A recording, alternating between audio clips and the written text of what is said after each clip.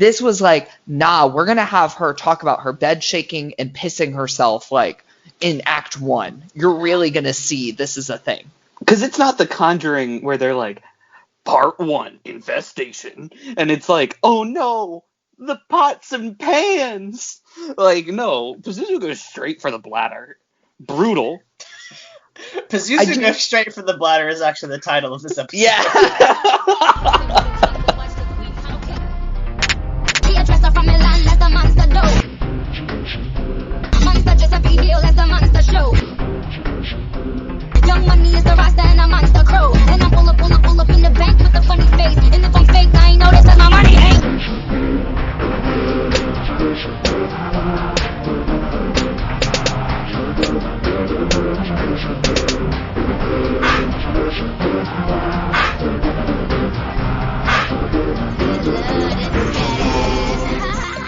Welcome to My Brother, My Brother's Friend and Me, a podcast where two ex-evangelical siblings and an ex-Catholic non-sibling review Christian media and either praise or condemn it. I'm Aaron. I'm Josh. And I'm Michael. And this week, we reviewed the 1973 classic horror film, The Exorcist, and our recording is already haunted. Before you go ahead and contact your local Catholic diocese, I would ask that you leave a comment, subscribe to our channel, and give a thumbs up on this video, so that way our metrics will go up and we don't have to talk to 88 doctors to realize that there's something wrong with our podcast. Also, person who keeps disliking all of our videos, I respect you. I don't know who honestly. You are, but you dislike every single one of our videos, and you know what? Yeah, leave a comment. I'm not even mad. I'm proud. Listen, any engagement is good engagement, is my understanding. So, I do not speak to haters, so it's all right. It's all good. All right, so we are starting off officially. We had a little preview beforehand, but this is it. Where it's October. It's Michael's spooky season. Michael is going to take over the podcast for the next 4 weeks. And really put me and Josh through the worst film experience we're going to have ever, because we're both not huge horror fans. I thought this one went pretty well for me, but Michael said this was the warm-up, so it's not looking great. But Michael, how about you take the reins of this here podcast? Should Aaron and I describe just how bad we are at horror movies, just to give the listener an idea of what Michael's working with? Because, like, I am famously movie scareable. Like, in real life, I don't scare that bad, other than my diagnosable anxiety. But other than that, like, not that bad. Jump scares or whatever. But if I'm watching a movie, it can be the stupidest jump scare. I watched a horror movie with my girlfriend, and she went, dude, they just cut scenes. And I'm like, yeah, I know. Yeah, it faded to black, and I jumped a little bit. This movie got me to make audible noises 3 times. Oh my god, Josh. Okay. I mean, listen, I've seen The Exorcist before, and I liked it this time around. So, like, there were definitely parts where I was like, oh, this is pretty scary. But, like, I didn't, like, jump or anything. I thought it was generally, like, kind of like a good movie, but also, like, kind of weird in the way that 70s movies are. And we'll talk about that, of course. But yeah, no, I expect that the deeper we get into this, the more I'm just going to be, like, texting the group chat. Just like, Michael, I hate you. I'm coming to find you. My ghost is coming to find you, because this movie scared me literally to death. So I'm so excited to be Aaron's not least favorite green. Just for like a month. For a month, yeah. For one whole month. Everything's topsy-turvy. We set aside our differences. The 30 Years' War is paused. We unite over our common hatred of being afraid, like so many evangelicals and Catholics do. We're united by a larger, scarier threat, paganism. The scariest threat of all, and arguably, I would actually say inarguably, the least likely person to get possessed on this podcast. Empirically, we've discussed that. Yeah. Watched our Demon House movie review. That is true. So I do want to start with some background on this film. So, when this was being made, no one thought they had a success on their hands. And I find that so funny because it's so artfully done. Usually, when you have like a stinker of a film, like our last review of Cats, everyone is aware that they're in a shitty film and like no one's putting any heart into it. And, for example, this film was not screened to critics. Ooh. So, yeah, they thought no one's going to like this. Horror films have notoriously bad reviews except for like Rosemary's Baby. Um, and we're making like a too gory, too aggressive film for this to do well, so we're not doing it. And in fact, this film also wasn't really set out to be played in black neighborhoods because they didn't think that they would have enough appeal to the black community. And then they ended up dealing with theaters that were so packed that they opened it everywhere. But yeah, that was a specific marketing thing. They were like, nah, this is white people shit. And then it came out, and suddenly it was the talk of the town. And I mean the town of Washington, D.C. It was talked about so much by journalists around here that one reporter slammed it, saying that it was distracting from the Watergate hearings. I was thinking about that. I have that in my notes because I was like, oh, this is 73. Nixon is probably still like president right now, which I was wondering. I can't believe The Exorcist bumped Nixon's approval rating. It was the famous Republican ploy to evangelical voters. Look what happens. You'll have Catholic propaganda if the Democrats take over. Support our guy, Nixon. That is actually the real reason Cats got released. So we started off by saying that this film was cursed. Here's the thing. There's a lot of crazy shit that happens on the scene of this film that makes that argument a little bit more resonant than with a lot of horror movies. Because a lot of horror movies will say, oh, filming this was cursed. I heard a scary sound late one night. This one's like, oh, we were based on a true story. We had we had an actual serial killer that was on the film as an extra. The set caught on fire. The lead actress received threats. A moviegoer sued Warner Brothers. Many deaths surrounded the film, along with real life and injuries in which they kept the screams in the actual film. Okay, but that was the Jesus. 70s where you could do whatever you wanted to the actors in order to get the right scene. Here's the thing, though. That was actually more of a holdover from like the 40s and had long gone out of vogue. But the director actually kept it going and would shoot off blanks randomly on set to like get people afraid, and notoriously told the actor that played the priest that the pea soup was going to go on his shirt.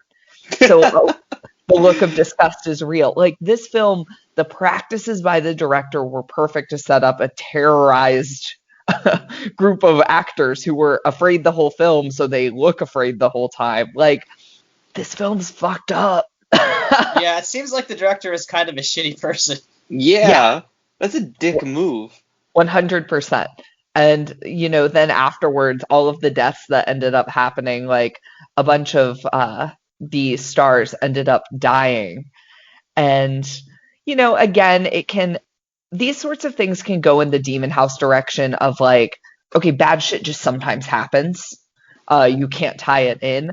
But with these, it's like so many one after another. And, the set catching on fire is kind of a big one. Like, that doesn't just casually happen every time you're filming. This is also like, I'm trying to think back in the movie of like an explanation. I can't imagine a lot of pyrotechnics really playing a big part in this movie. No. And, I do think rewatching this now for probably the dozenth time or so. God, you're a sadist. I actually don't think this is even close to like the scariest film I've ever watched. it is a classic, and it really does a lot of horror movie things first and does it in a trailblazing way that I was very grateful for. But yeah, I don't think it's like the number one scariest film I've ever seen. If someone like said they like horror movies, I would super recommend this movie because it's like right up the. It does so many things first and well, you know. Mhm. But at the same time, like I don't dislike horror movies like I dislike musicals. Um, I am I have this weird like I like horror movies even though they hurt me in a terrible way, and like I try to sometimes like peek behind the veil and then get scared back under the veil for another 3 to 4 years. Um, so I don't have to watch another one of these for 3 to 4 years, right? That was my understanding. Yeah.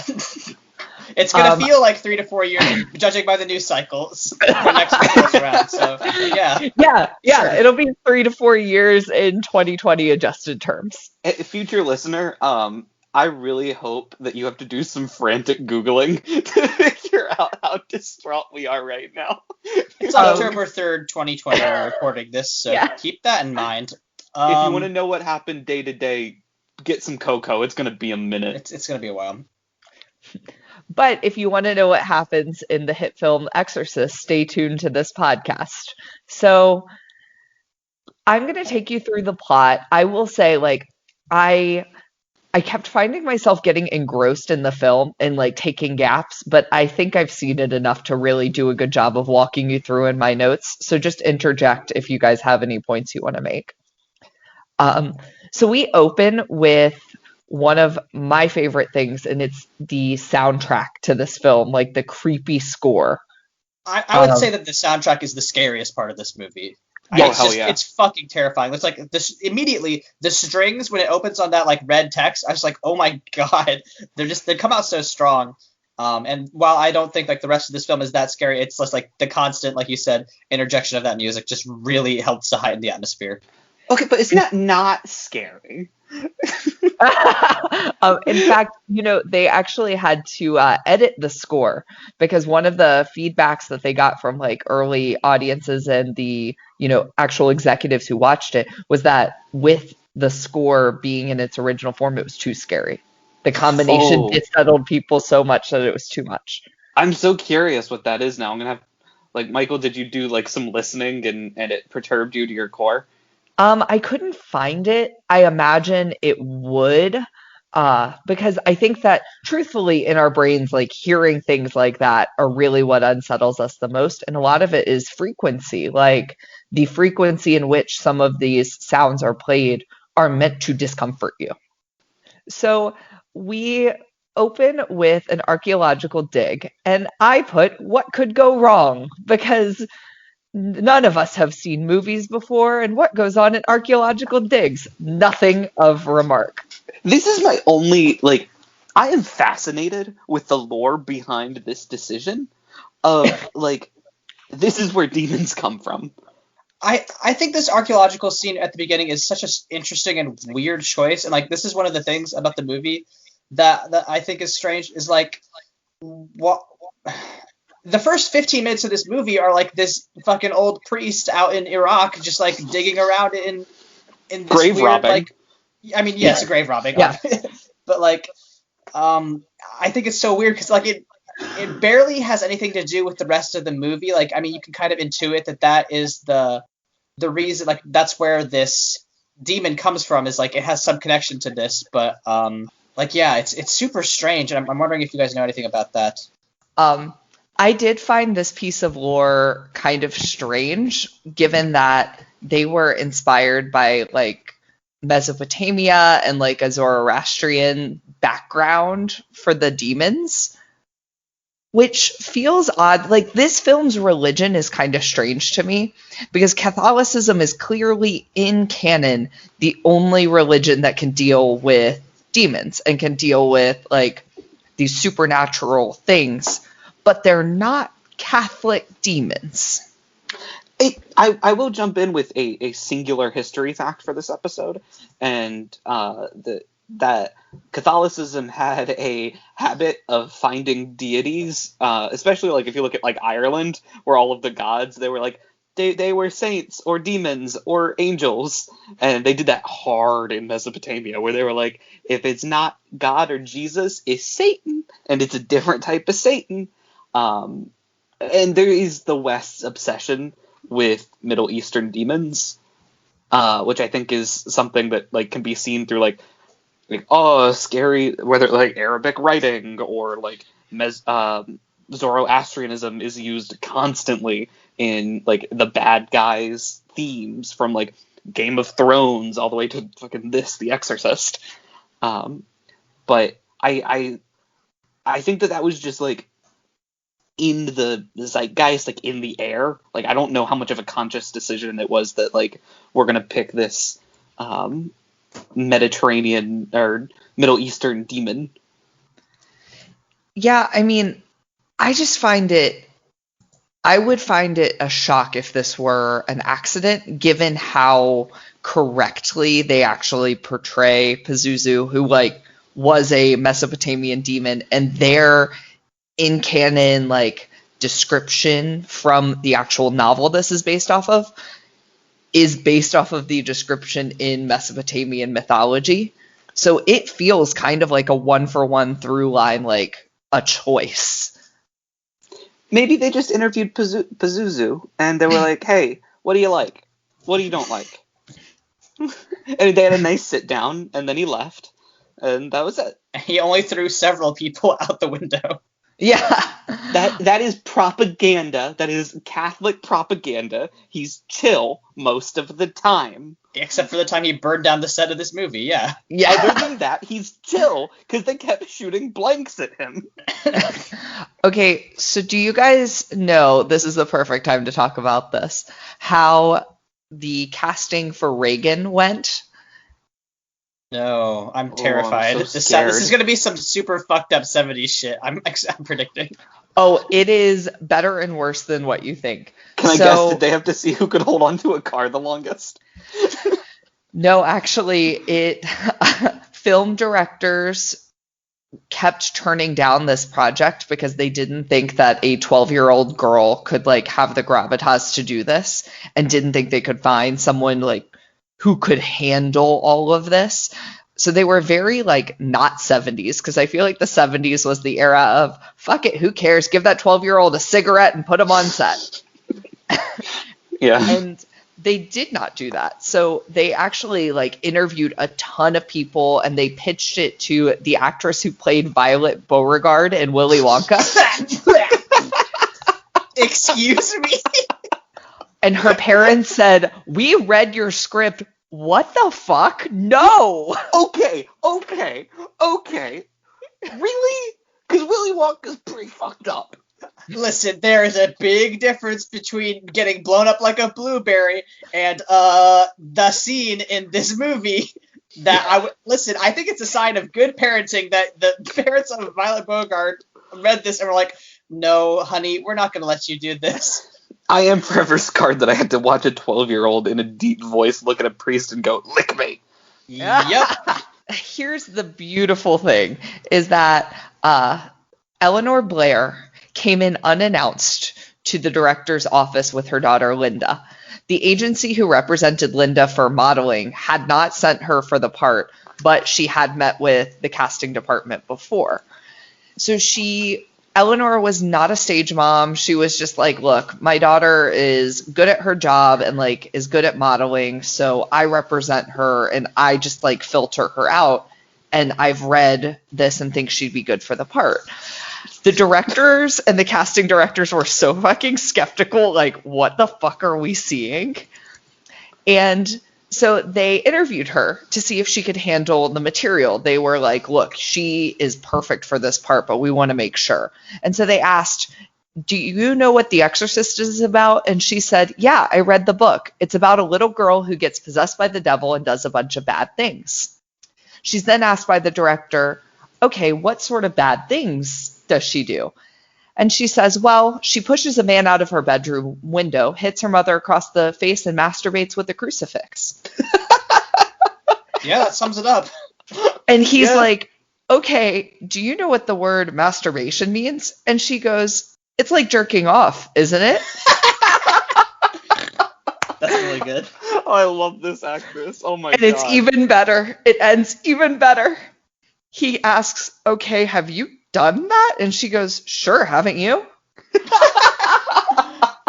Okay, that rules, actually. Oh my god. I was about to make fun of a mom that reads the script and goes, you know who's perfect for this? My little angel. But you You know know who's what? constantly cranking it with crucifixes? I just imagine this 12-year-old when you walk in, she just tosses you a cold one from the fridge and has you shotgun it before you guys actually hang out. Oh man. Yeah, so needless to say, they cast the perfect part. And so we then end the whole like dig scene. The priest is being affected by this like, how would you describe what he finds? So he finds a couple of things, right? Like the first thing I think he finds is like a medallion, right? Yes.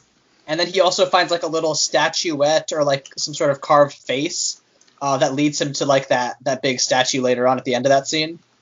Yeah, and so he's very clearly bothered, and we do some like set dressing with them in the archaeological dig. I actually do think this is the weakest part of the film, where we probably could have cut 5 minutes of it, but again, no one thought they were making a good movie.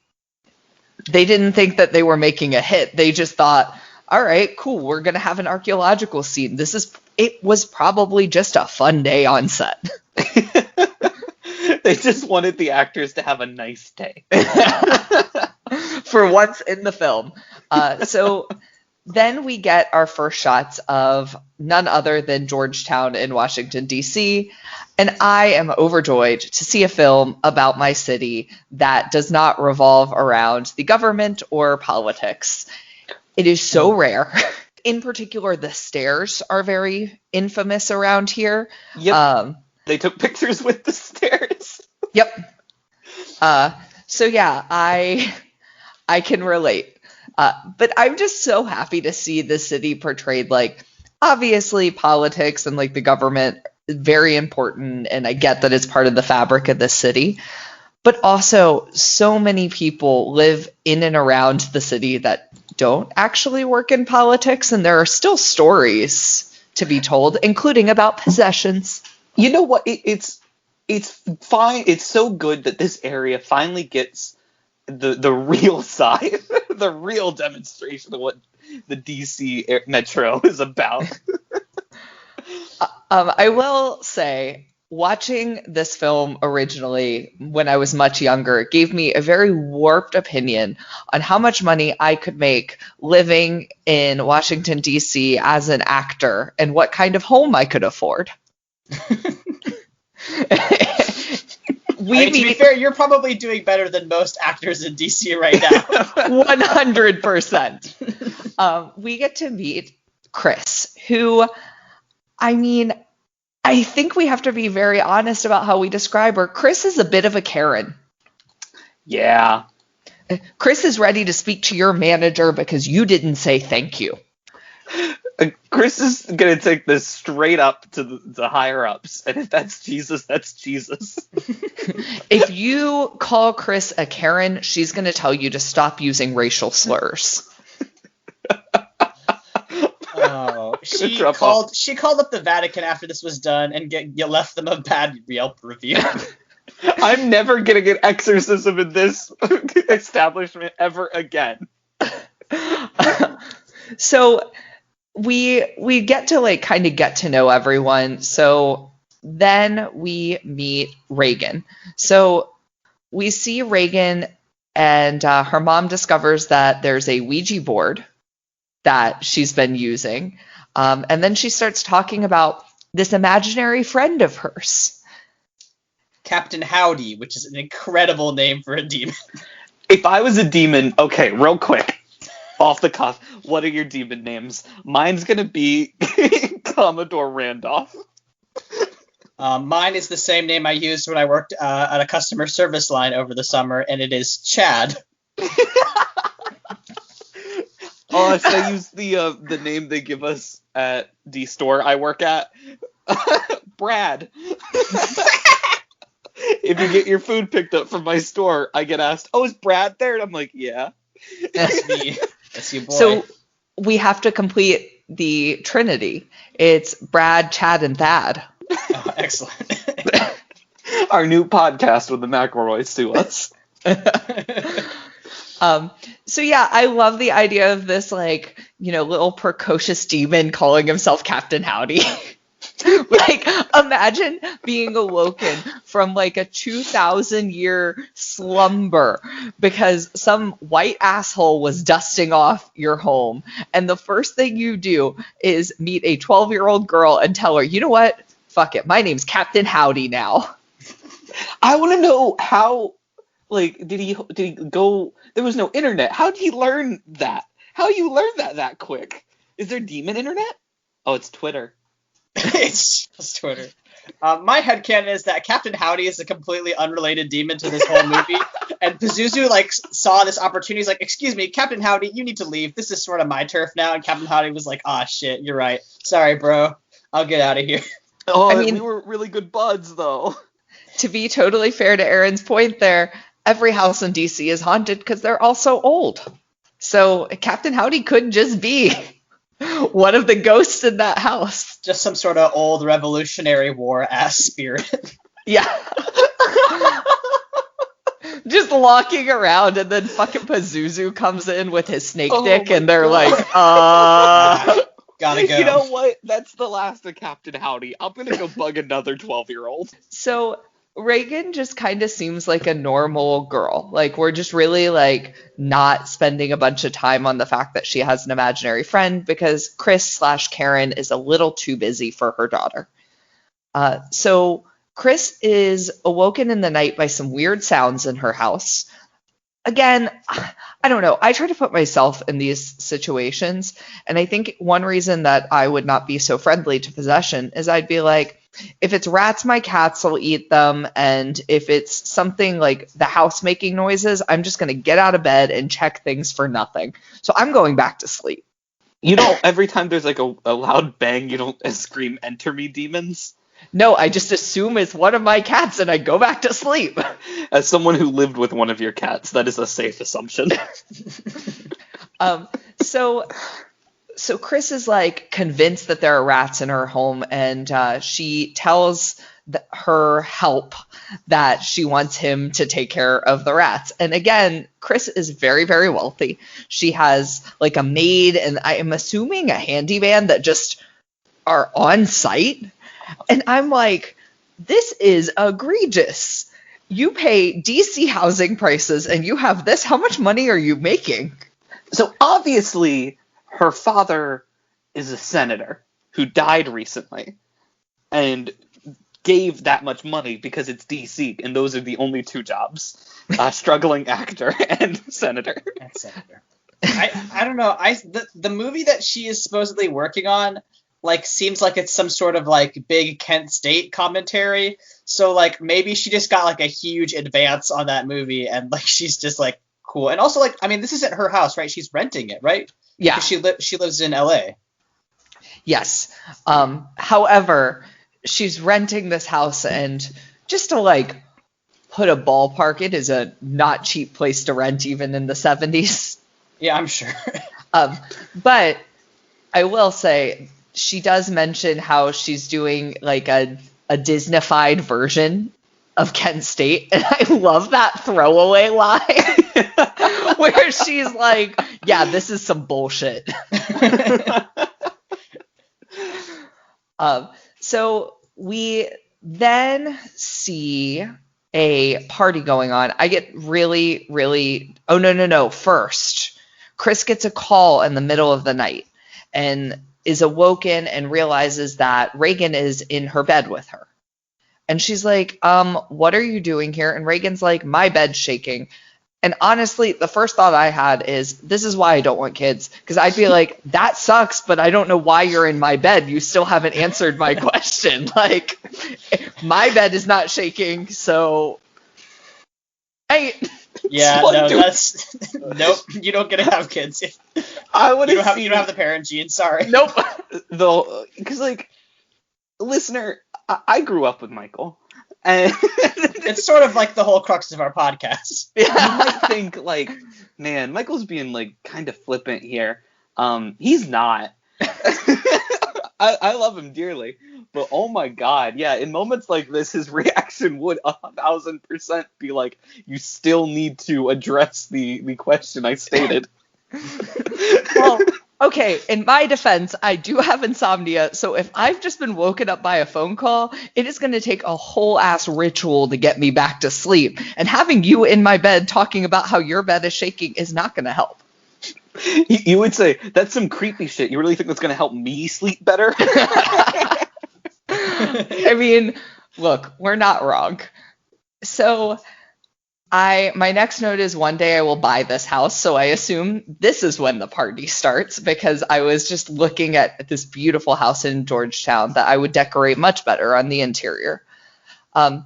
So we get this like swanky DC party. Everyone's in tuxes. It seems very black tie.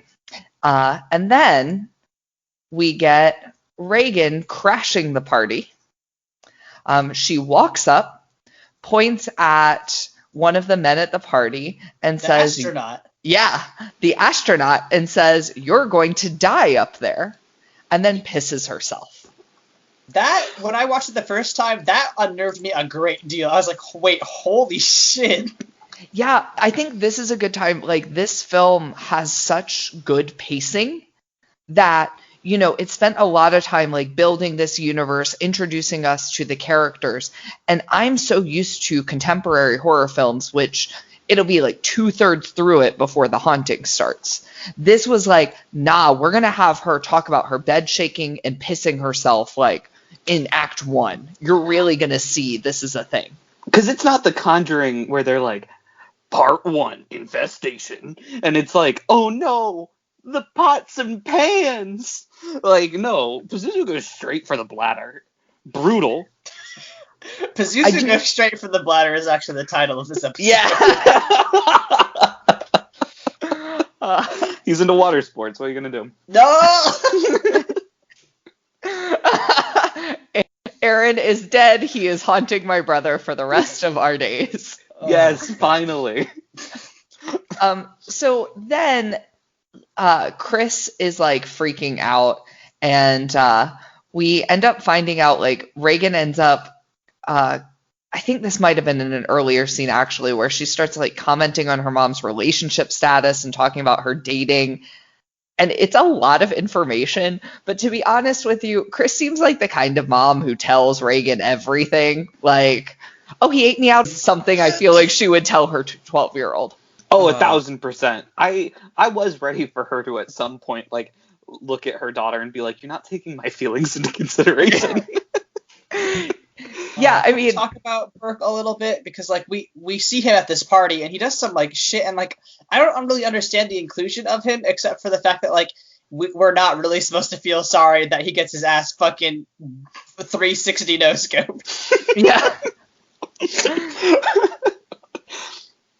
Yeah, I mean, I think you can lead the way with that, because I don't know how I follow up that. So Burke is this guy who's some sort of like, I don't know if he's the director of this movie that she's in. Okay, yeah. So he like, you know, he's very, I don't know what word to use besides just like kind of like a swanky douchebag. Like he's just like, you know, it's sort of like Austin Powers, but less satire and more just like straight up 70s, like, I'm a cool guy. I love to get drunk and call Swiss people Nazis. And like, he does that at the party. There's like this guy who's like working at this party, and he's like, hey, you fucking Nazi bastard. And like, I don't know if he's actually German or not, but the guy insists he's Swiss. Anyway, he just calls this guy a Nazi. They get in a big fight, and they have to end up like sort of escorting this drunk asshole home. And like this becomes later, but like this is the guy that Chris is into. She's like kind of dating this director, and it's very strange. And I think the characterization of this movie is very weird. Like that's all we see of this guy. We don't see why Chris likes him, and maybe that's sort of the point, because maybe we were not meant to like Chris after this. But very, very interesting characterization of this douchebag guy. I love the idea of her just like the weird anti-German sentiment that like I wish that they just carried through the entire fucking film. Pazuzu has a German accent, like, for no reason. So I do think that may not have been accidental. I feel like the only character we're supposed to have no strings attached sympathy for is actually Reagan. I'd agree with that, definitely. Because Not like, even the priest? No, I actually think Oh, that yeah, like I agree with we're supposed to like think that the priest makes like bad choices and like, you know, is kind of troubled by his own. I think the framing of it, right? Like I end up having sympathy for the priest, but I think that's just more of us being humans. But I think Reagan is the one that even a sociopath would look and recognize, hey, I'm supposed to feel sympathy for her. Yeah, she's the only innocent, really. Yes, truthfully. And so that party was wild, and Chris's reaction is even wilder. She jumps to medicate Reagan because it's the 70s, and that's just kind of what you did. oh, I wish that wasn't true. The doctor, like, the first doctor that she sees is just like, yeah, I mean, your kid's getting wilder and saying a lot of curse words. We're just going to give them 10 mgs of Ritalin. And, like, that's not really what Ritalin is for. Like, Ritalin's like an ADHD drug. And, like, if your kid is, like, swearing a fucking litany at you, as the doctor describes, like, his instinct is just like, yeah, just fucking, yeah, throw some Ritalin in there. It'll be fine. Completely useless. The medical shit in this show is wild. Yeah, it is. And I do think I think it's jarring for us looking at it through our current lens. I actually think there's probably a decent number of parents that if you started calling people bastards and like started cursing out in the middle of nowhere at 12 years old and like went to a party and pissed yourself, they'd just be like, I don't fucking know, Ritalin. Which would you guys find more compelling? Because I think that there are two extremes where, like, the second a kid acts out, one group would say, all right, pump them full of drugs, and another set of extremes would go, all right, we're calling a priest. Me and Michael were raised one of those. And I think that they did choose the more interesting for the story option. Because if they went straight to priest, it would have been a 40-minute movie. Yeah, I mean, that's just stories. Like, you can't just be like, oh, we found the solution immediately. Let's just put that in there. We have a one-act show. It's called My Daughter Got Exorcised. But it does seem extreme Catholic, like, propaganda. Like, look at these fucking bigwigs over here solving all their problems with fucking medicine. Yeah, I mean, I don't know that this show makes the Catholic Church, like, look that great, though. So, like, I don't know if that's correct. And I also, based on all the Catholics that I know, I think it would mostly just be like, go back to your studies. So funny enough, the novel was actually written by like a staunch Catholic. So the pro-Catholic message in this film is not accidental. And he actually thought this film would be a good like message about Catholicism. Why does every piece of media we record on this show secretly Catholic propaganda? I was going to say Jesus Christ Superstar. Yeah. And Cats, apparently. Yep. Yeah, like it was not accidental. And so even it was a really funny thing when it came out that apparently like, you know, the Catholic Church was like, excuse me, but then the writer was like, okay, but this was like a pro-Catholic message, guys. I love the idea of the like author coming up and be like, no, the film's with me. Don't worry. He's cool. Real quick, I'm gonna read from the Catechism because there's only one, like, the way the Catechism works is it's like literally like 2,000 paragraphs all sort of stitched together in this big book. So 1673 of the Catechism: when the Church asks publicly and authoritatively in the name of Jesus Christ that a person or object be protected against the power of the evil one and withdrawn from his dominion, it is called exorcism. Jesus performed exorcisms, and from him the Church has received the power and office of exorcising. In a simple form, exorcism is performed at the celebration of baptism. The solemn exorcism, called a major exorcism, can be performed only by a priest and with the permission of the bishop. A priest must proceed with prudence, strictly observing the rules established by the church. Exorcism is directed at the expulsion of demons or to the liberation from demonic possession through the spiritual authority which Jesus entrusted to his church. Illness, especially psychological illness, is a very different matter. Treating this is the concern of medical science. Therefore, before an exorcism is performed, it is important to ascertain that one is dealing with the presence of the evil one and not an illness. And I think that's important to keep in mind because, like, the film sticks very closely to that interpretation. Yeah. I think it's really interesting. Like, this film was actually very thoughtful in portraying things as they are believed in real life, which is how I think you can tell that the original source material comes from someone who was a like diehard believer, who also attended Georgetown University and spoke out against his alma mater for inviting speakers who were supportive of abortion rights. Oh, good. He's one of those. Yes. So for those of you at home, please update your fuck you list because we got room for one more on there. Fuck this dude. This whole podcast is sort of like a constantly updating fuck you list. Yes. Does the Catholic Church have like a list of people that they don't like? Is that like a thing that did I get lied to by my dad?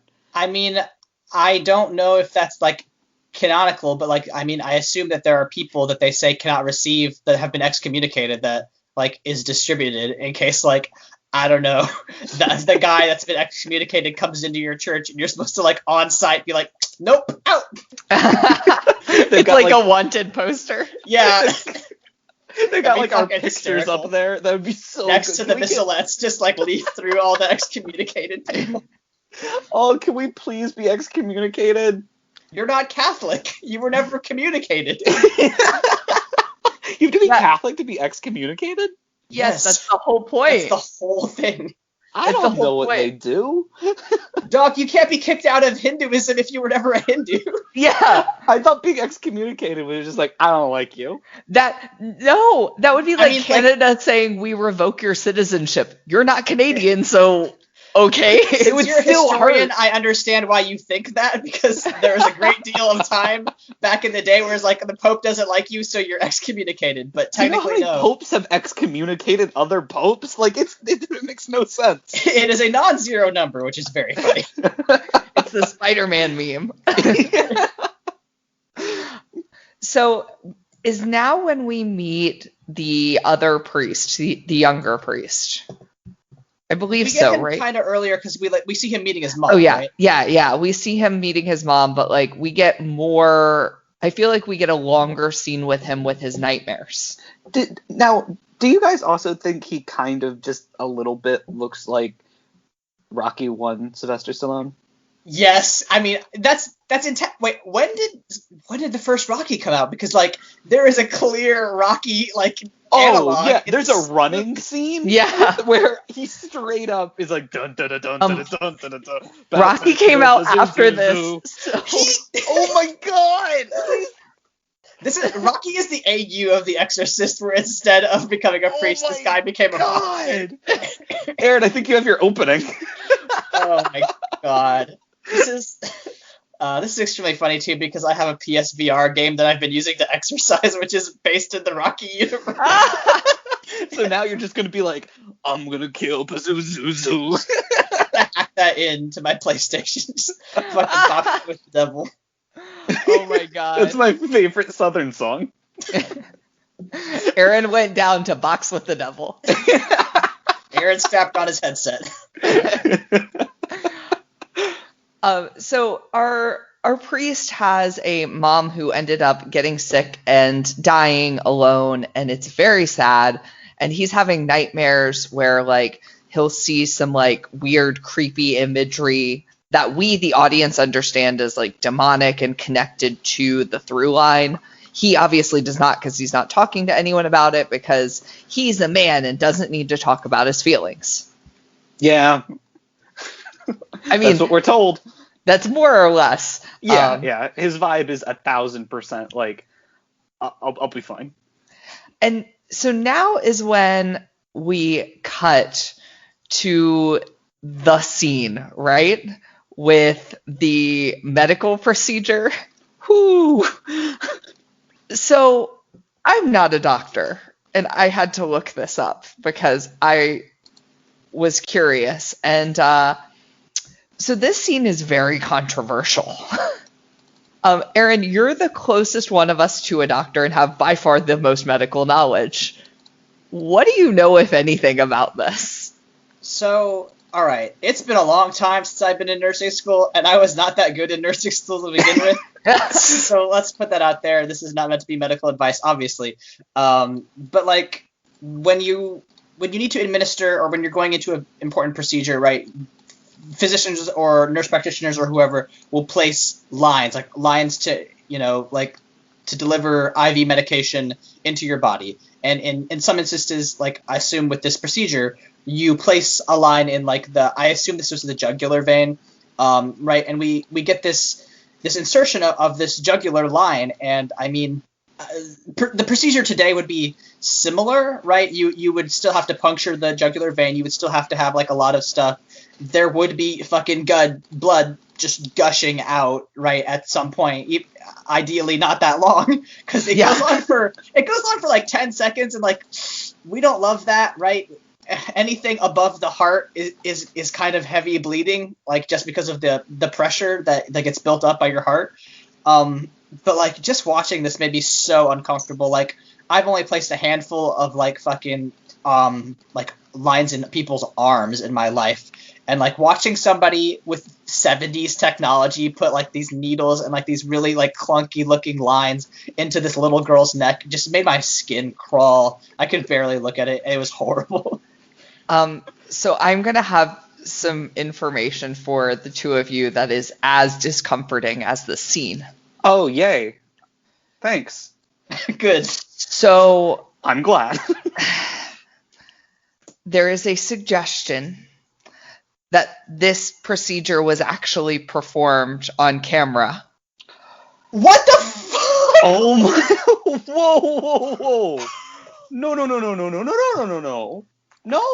No. And it gets worse. How? They So killed her? not only was this actually performed on camera, according to the director, it apparently is a real procedure and really the way that they did it back then, and changed not long after because it actually hits the carotid artery.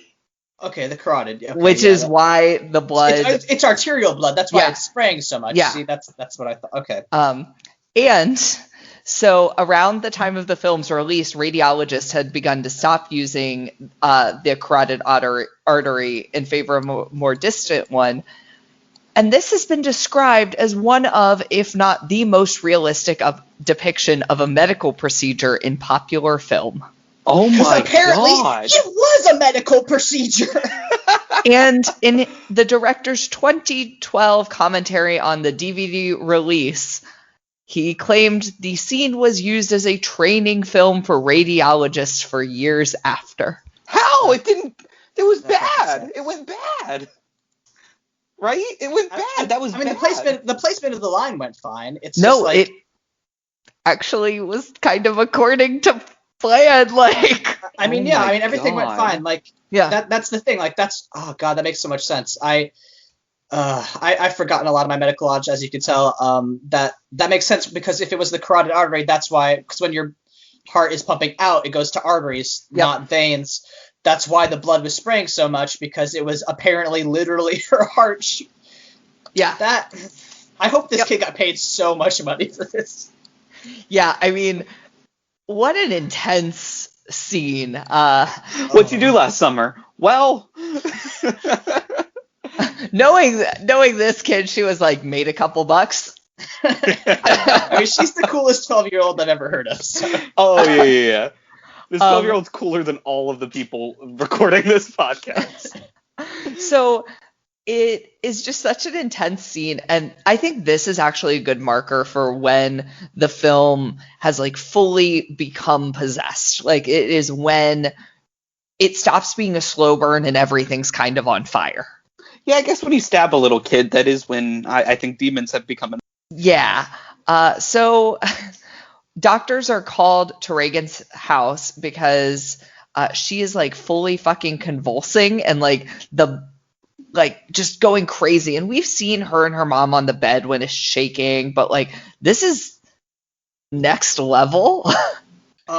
Yeah, I like this scene because the doctors show up and they're like, oh wow, yeah, this kid's having a real strong, and they explain to her later, just like, to Chris later, he's like, oh yeah, when it's sort of like when you have an adrenaline rush, like when a mom sees her kid pinned under her car, but also like like an hour before he does this explanation, the kid looks him straight in the face and then backhands him into the wall, which I thought was so funny.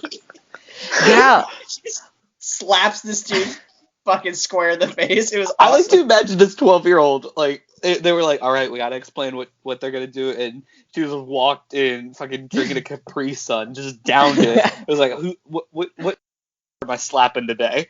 I'm ready. I've been working out. I want to hit some dudes. Yeah, they actually had to get her to stop doing so many steroids because she was so fucking buff and ready.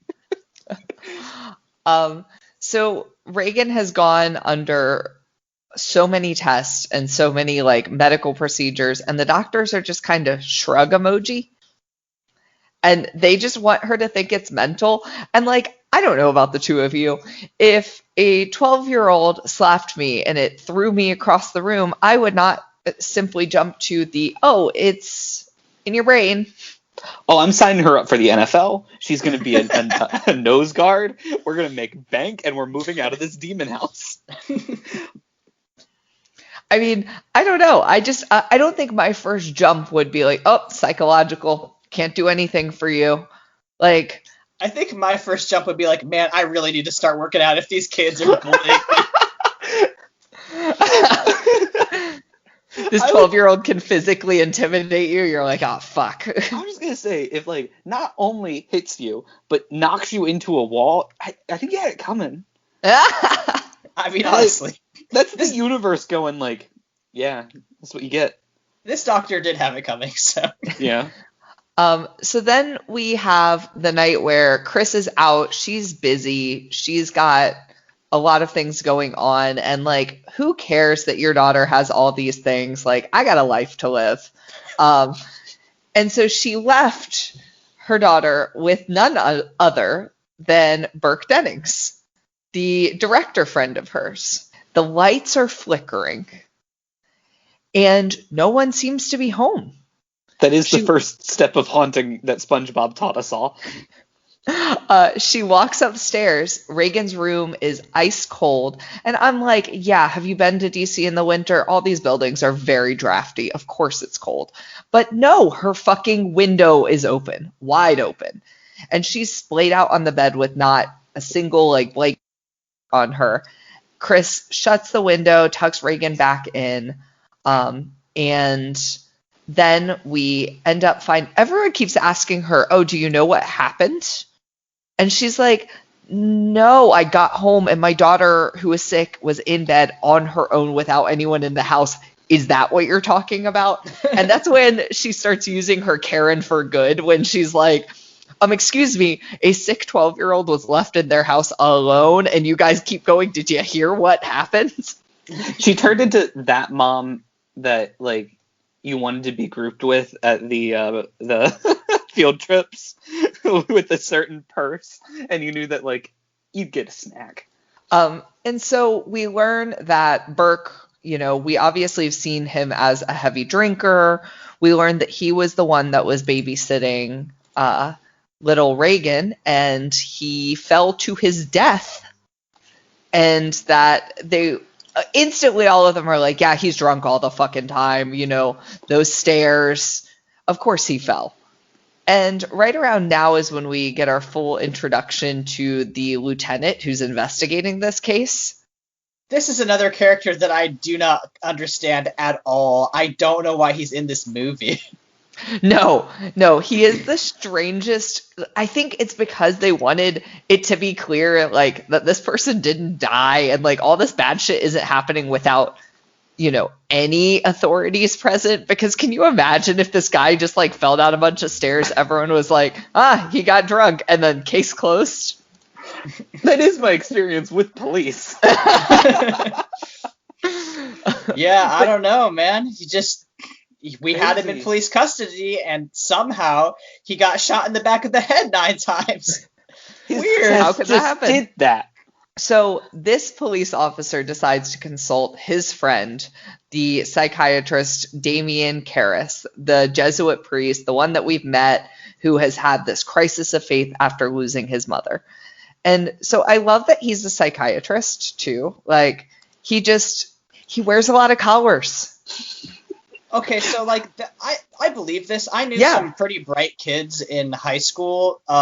Actually, the people who placed second and third at my high school, like both ended up being priests, like in my graduating class. So like, there's plenty of really bright priests. Well, So this that's because unlike the sect of Christianity that my brother and I were brought up with, there's not this sustained hatred of any intellectual pursuits, in which real quotes attributed to people I knew growing up were, "Don't trust those big city pastors who have degrees, because they think that it's something along the lines of they'll intellectualize the Bible, and we're not supposed to do that." And I'm Those like, big- guys, that's the whole point. That's the That's whole point fun. of Protestantism. No, that's the whole point of Protestantism, is we're supposed to intellectualize the Bible. Them big city pastors will try to surprise you with their degrees and their biblical knowledge, and that's Satan's work. They think they know more about the Bible than Jesus. Can you believe that, y'all? So unlike that, we get a Jesuit priest who is also a psychiatrist and is also fairly young. So like this guy just, I know that he's had a rough go of it, but like he's pretty successful. Well, he just lost to Apollo Creed. Like, he's really having a rough time. So we get to see another scene of Chris talking to the doctors. This time she's like back with them, which I find interesting, given that like they're all like in this like research back room and she's just invited, like, and I she's thought you yelling. meant, like, back with the doctors, and I was gonna say, like, any real Karen, she says, "I'll never shop here again." Next week, there she is in Kroger buying her mushroom.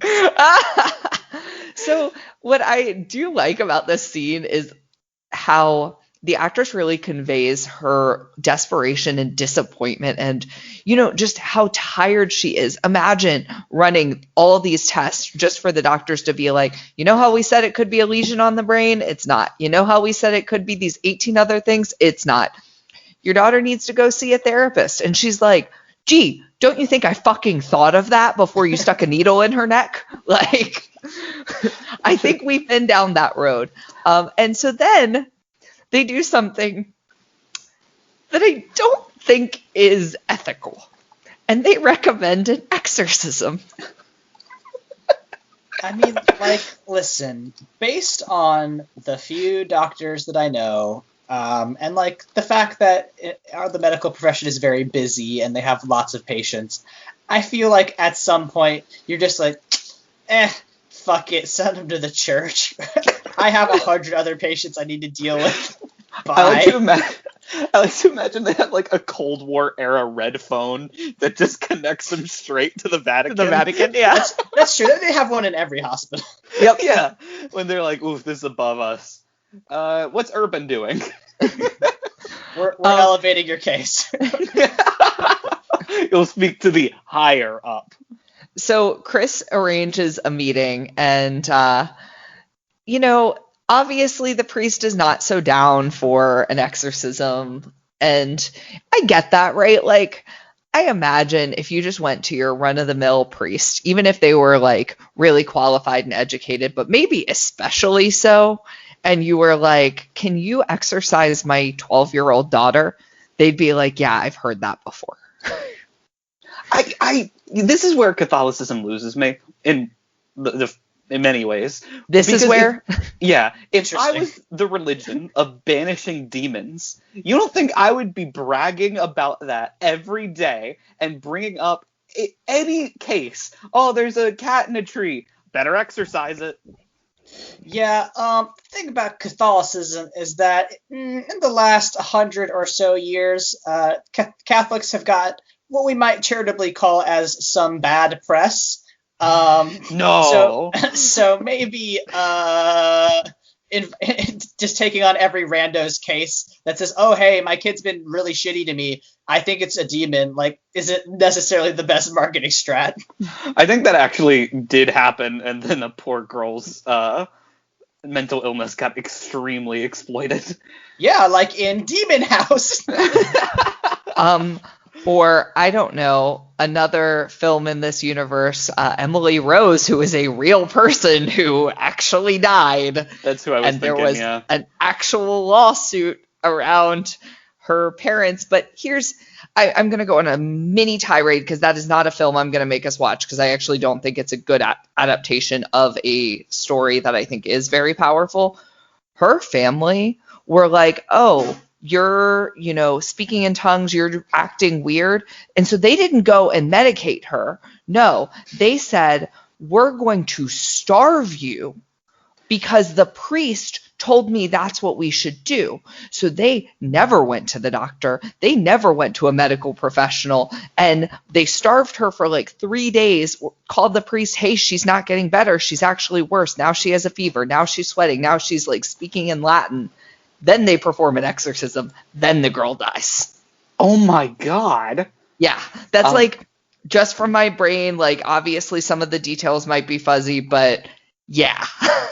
And the very little that I know about psychiatric medicine and care, I don't remember a whole lot of from nursing school, but I remember the one super duper important thing is that you want to make sure that your psych patients are eating enough.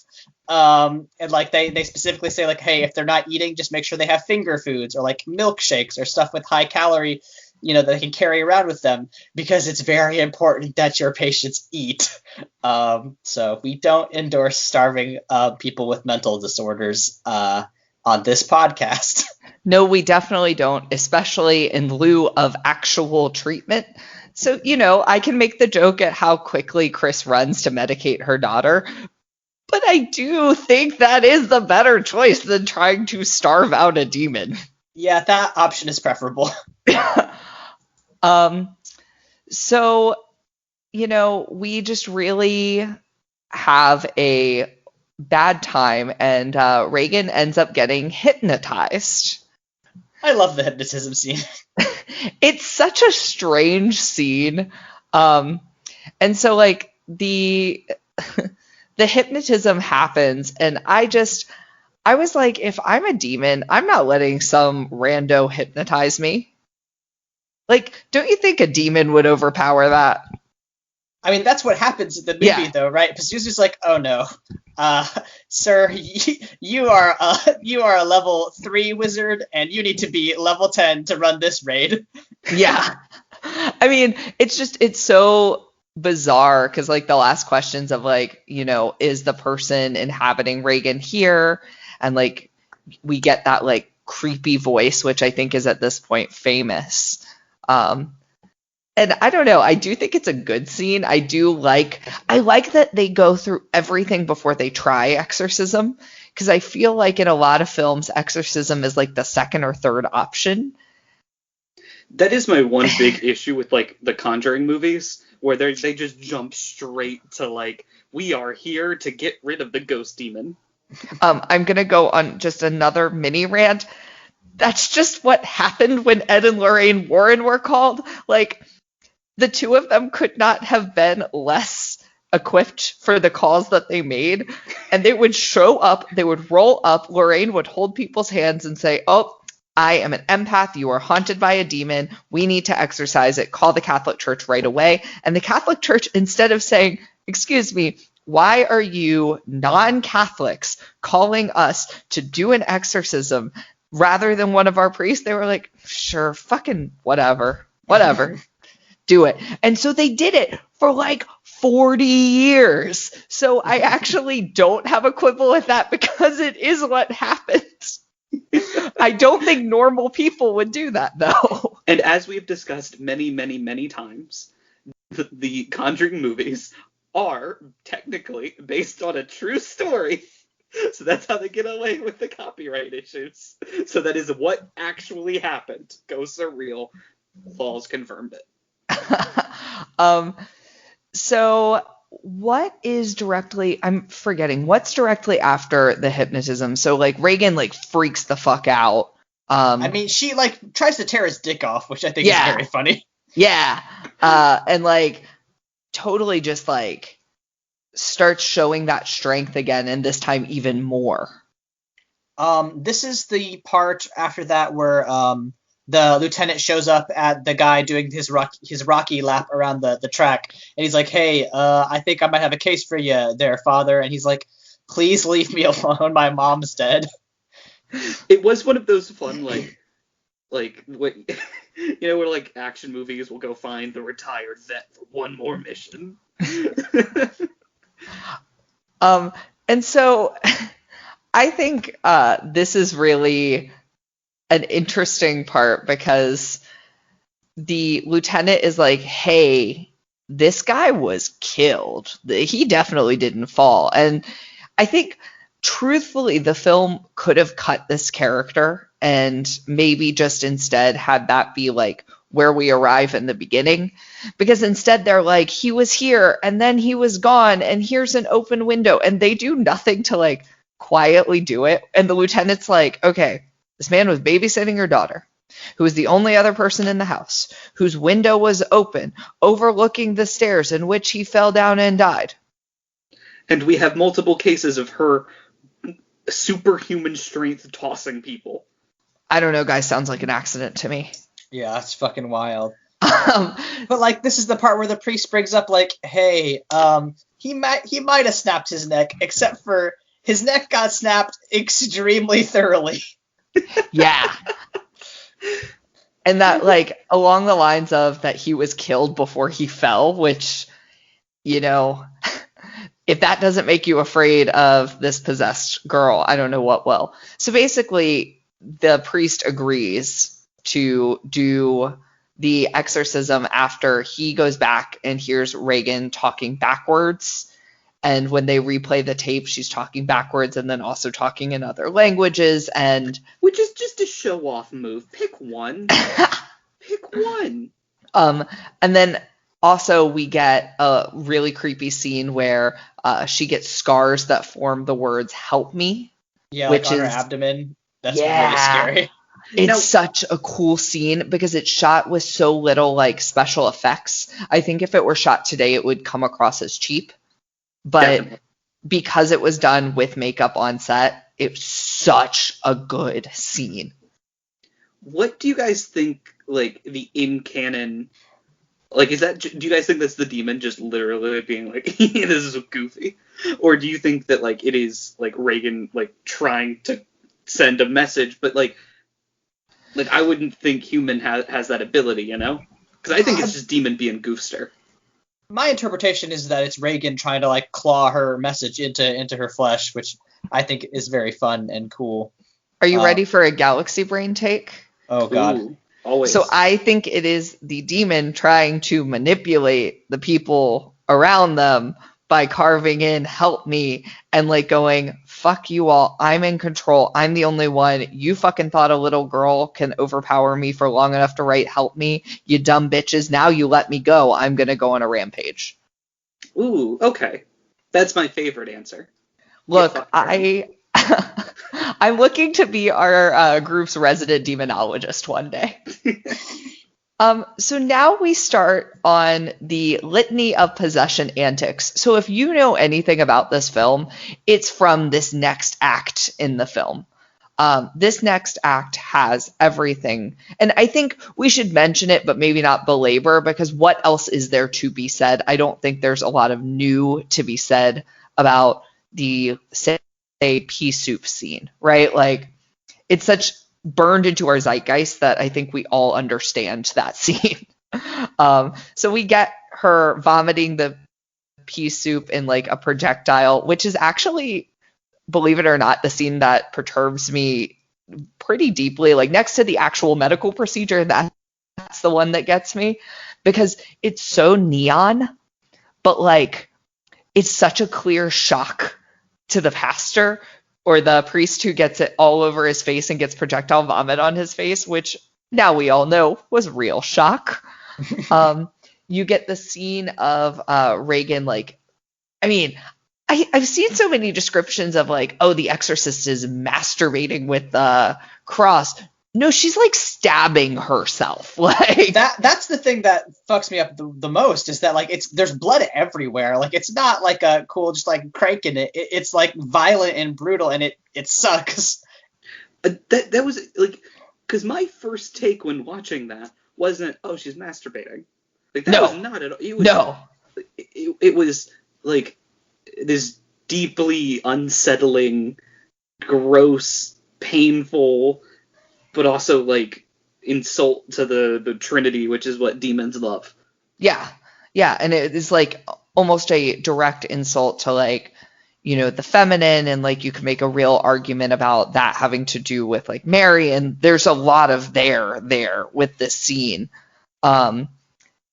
And then, you know, of course, her like yelling obscenities to everyone. It sticks with you. And that's why this is one of the greats, because it really sticks with you. So do either of you have any like particular like possession scenes here that you want to call out beyond the aforementioned? The crab walk up the stairs fucked me up very bad. And that is the scene that sticks with me, and it is one of the noise-making scenes every single time I've seen this movie. It perturbs me in a way I can't really describe. And it's not that, like, people can do that. They're gymnasts and stuff, like, it's not out that crazy. Like, I can't do that, but, like, I don't know. It's just something about, they get the noise unnerves me. Like, that scene fucks me up. I watched a version of the movie that didn't have that scene in it. I don't know if that's just like a weird director's cut version, but one thing I wanted to ask is why, like, is the fact that the temperature is lower in Rager's room like just like a thing that because it's DC and the window's open, or is it like literally because demons like it to be cold? And if so, like, what's the lore behind that? So there is a common lore with possession that the temperature of a room will drop like precipitously compared to everything around it. I think that was a very intentional thing. I was making a joke about DC winters and how cold and dry they are, but I think that really had more to do with the fact that, you know, she claims to be possessed by not just a demon, but by the devil. So it's like, not only is this room cool, but it's cold. And that is the perfect segue into yet another one of Michael's fun facts. I do real quick want to say that there's also the Dante's Inferno, the further away you get from God, the colder you get. And also, my in-canon philosophy is he just came from hell is very hot. He's a toasty boy, and he just wants to cool off. So the actors did not have this experience because they filmed these scenes in an actual freezer. Good God. So everyone on set, except for the actors, were in full-on like coats and like winter gear. And so the breath you see, that is their breath. Them shivering, that is them shivering. I just want to say, that's some 70s nonsense that you don't see very often. Because, like, one of the clearest, oh, this is CGI, is fog. Like, the breath coming out of people's. Like, that is, like, when that shows up in a movie, I'm like, you know immediately. Because it's so hard to replicate. And I never even thought of that. But, of course, they had to do it in a freezer. And that, oh, man, I respect that. I don't. That sucks. Yeah. I mean, I do have to say, like, maybe the reason we don't do that anymore is because actors were like, hey, this fucking sucks. We're out here for like 16 hours a day in a fucking freezer. I do feel worse for the girl. Like, that is the worst. She gets the worst of it in that situation. During a lot of these scenes, there is a stunt double or an actual doll on set.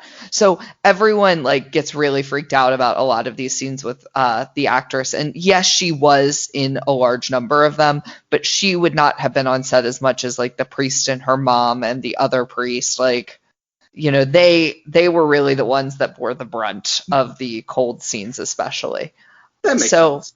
we do get the priest tag teaming this exorcism multiple times with, the I've seen classic. that video. I did not realize that was the movie that we were supposed to watch. That's for the After Dark version of this podcast.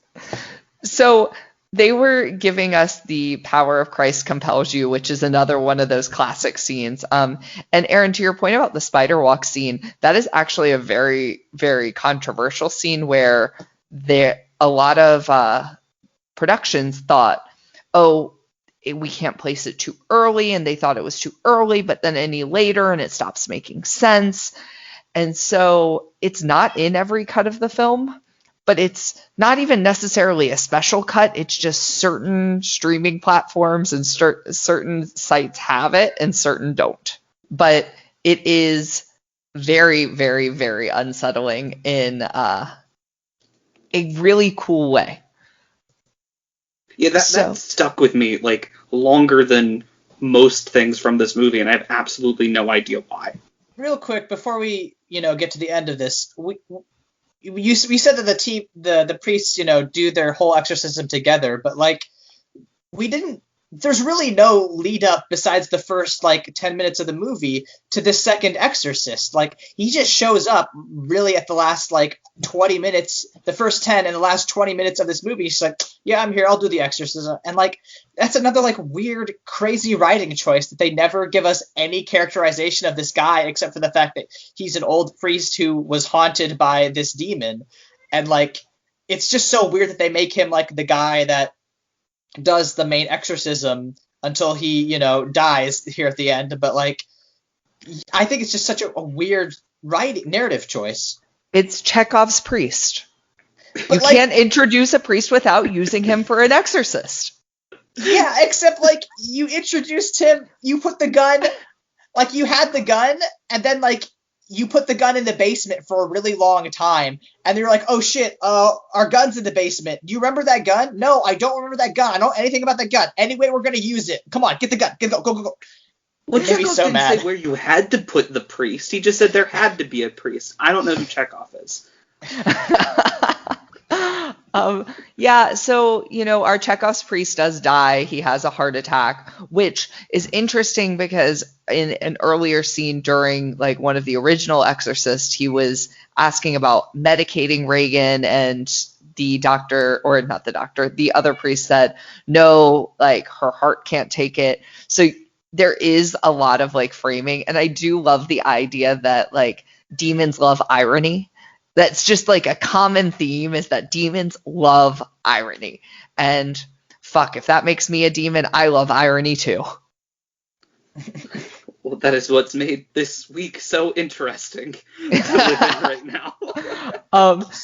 So yeah, in the final scenes of the true exorcism, the priest commands the demon to get into him instead, and is about to strangle Reagan, and then throws himself out the window, tumbles down the infamous stairs.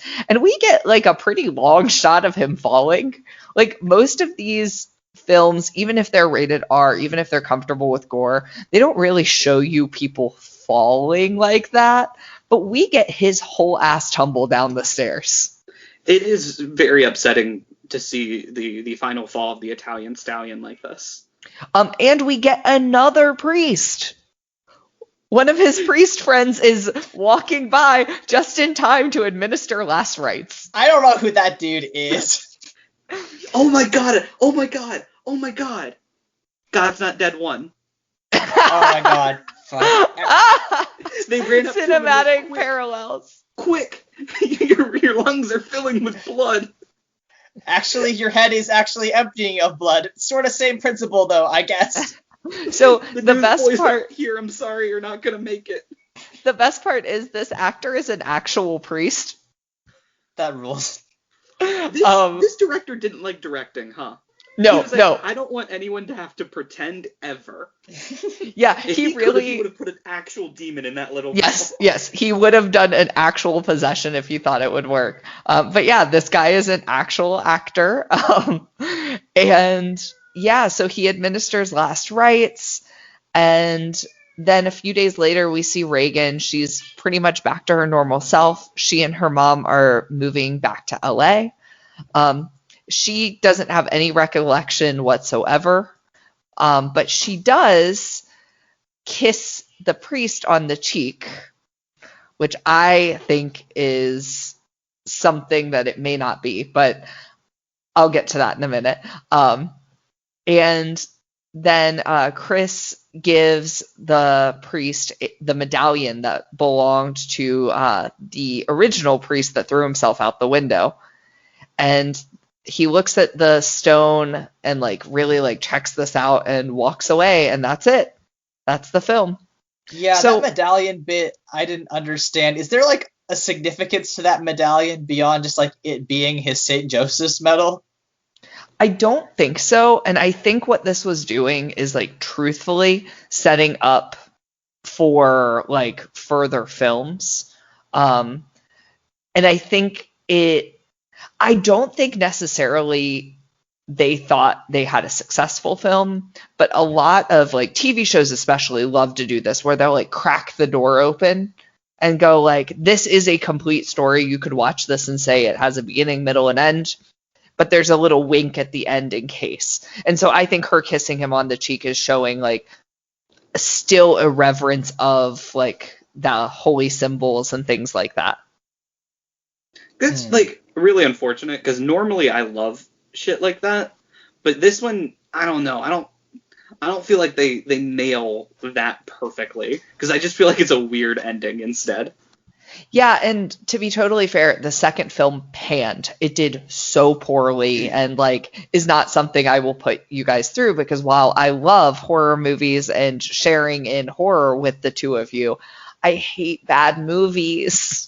Why are you on this podcast? Yeah, wait, hold on. You probably should have brought that up earlier.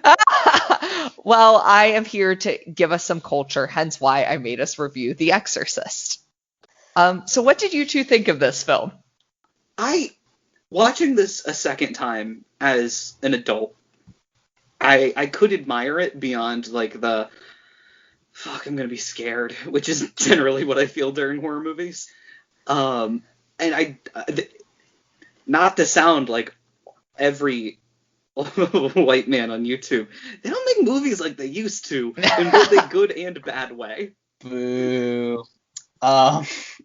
I sort of have an opposite take, which is that like I liked this movie, but like it sort of encapsulates why I don't have that same reverence for like classic films because like even like The Godfather, which I believe also came out in like around 73 also there's a different movie making style and cadence and pace that like I guess my brain is just not trained for. It's not the kind of movies that I have seen growing up in the past 20ish years, and like it just doesn't work as well for me like all my narrative foibles with this movie, like the way they set up characters. Like I understand why people think of it as a classic, and I think it is a good movie, but it's not my favorite. It was fun. Oh, I full-heartedly laughed when when not Rocky Balboa was just running, and he runs for like way too long.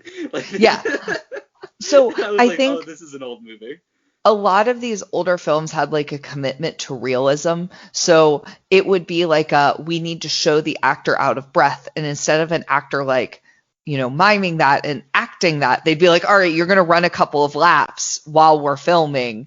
And then at the end of one of the laps, we're going to have you pick up a conversation. And I think this film suffered a little bit, like a lot of films in the era suffer, of not quite knowing what material to cut.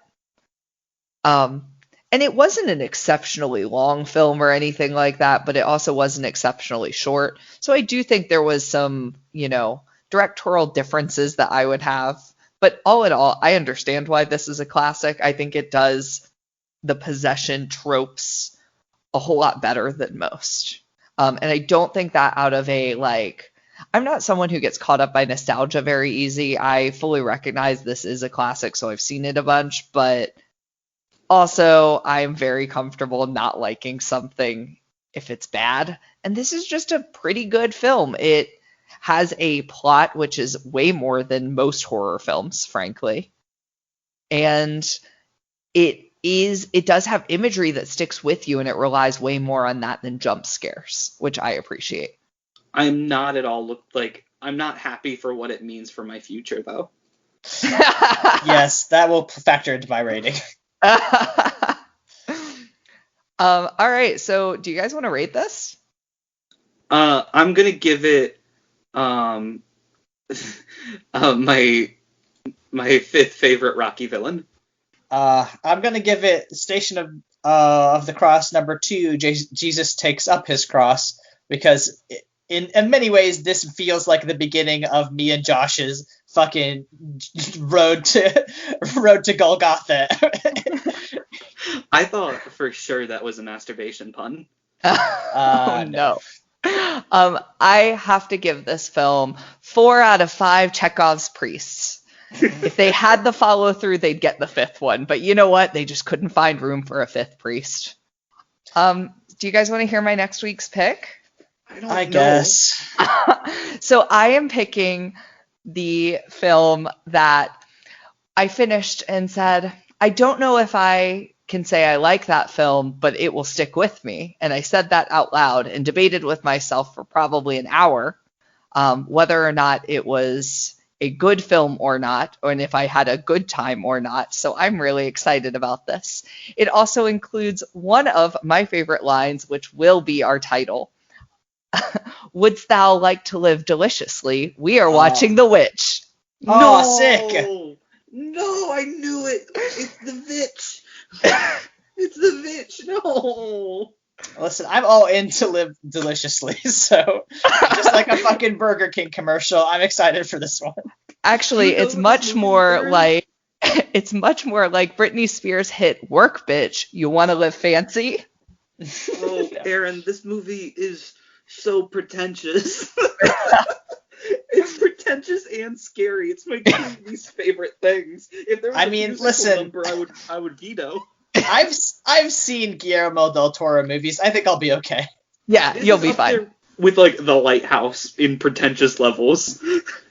I guess we'll find out next week. God damn it. While Josh begins to weep at his own future's unraveling, just remember that it is okay to cry as well, because even Jesus wept. We'll see you all next week.